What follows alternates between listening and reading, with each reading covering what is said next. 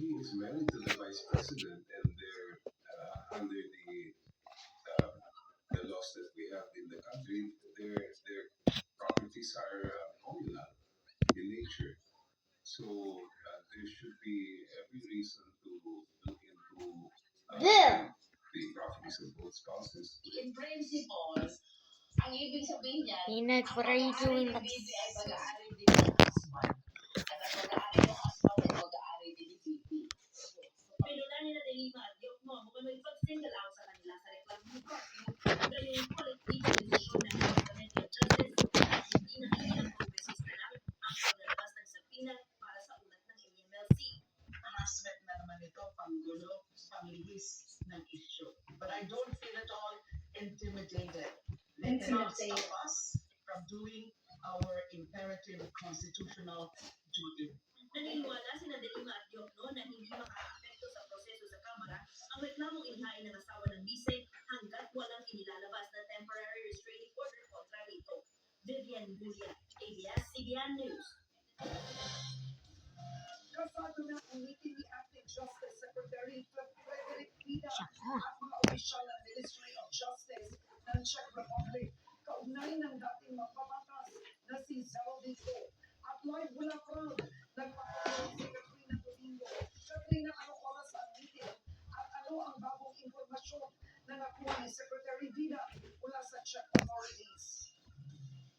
Karen, alas 2 ng hapon oras dito sa Prague o alas 8 naman ang gabi oras dyan sa Pilipinas inaasahan na magsisimula yung pagpupulong ni Justice Secretary Frederick Vida kasama ang mga opisyal ng Czech Republic. Ayon kay Vida, tatalakayin at sisimayin dyan at sa pagpupulong na yan yung mga detalye noong tinatawag niyang portable intel na natanggap ng Pilipinas tungkol sa mga huling pagkilos o activities dito sa Europa. Sa ngayon, ang mga detalye ng report na yan ay hindi pa isinasapubik ng DOJ.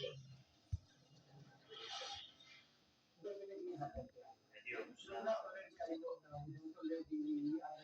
pahayag ni Justice Secretary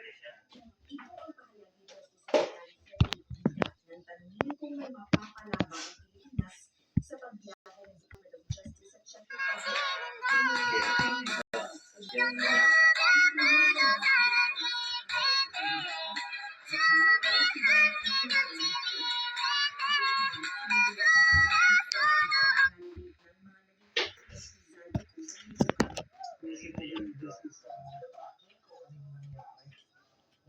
So medyo mas maliwanag mga detalye at kung paano nangyari. Kasi paano nangyari na umabot na dumating sa atin yung balita na namataan, nakita, at na-accost si former Congressman Salito ng Czech Republic. Yung mga detalye po medyo hindi po na akong mahingala dahil we gain some workable detail kung paano nangyari, no? Kung paano nangyari. So, actual fact kung saan siya naroon, I will get more information. Nagdagkikita sa ngayon ay walang information kung nag-apply na Friday, Saturday. para maiwasan ang pag-ibig sa Pilipinas. Samantala, pinag-ibig naman nila kanyang Ay.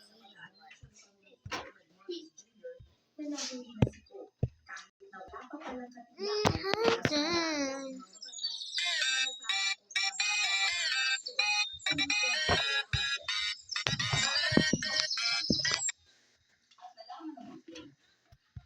mas magandang ipaalam sa inyo kaysa sa iba niyo pang alam.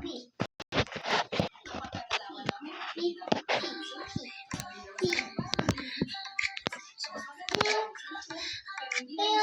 agad na mangyayari. Kaya nga sabi dito, nakikipag-coordinate ang Pilipinas sa Czech Republic. Tungkol sa kalagayan ni Saldico. Hindi naman sinagot ng mga kanyang kung sino ang nagbigay sa kanyang impormasyon na nahuli na ito at kung sino ang nagpayo na dapat na ito ihandal sa PBA. Sa ayon po ay hindi ako makakapagsalita kung sino nagbigay sa kanya ng report na ito, pero maingat po ang Pangulo sa pagbibigay ng anunsyo sa ating taumbayan. Kaya wag ipahit sa Pangulo ang aresto dahil hindi po niya yan ginamit. Isang araw bago inaabangan ang pagpupulong ni Vida sa Ministry of Justice ng Czech Republic, Nagsima ang kahigit sa Church of Our Lady Victorious and Infant Jesus of Prague, isang tanyag na pilgrimage site para sa mga Katoliko. Kasama sila Chief State Council Dennis Chan at Filipina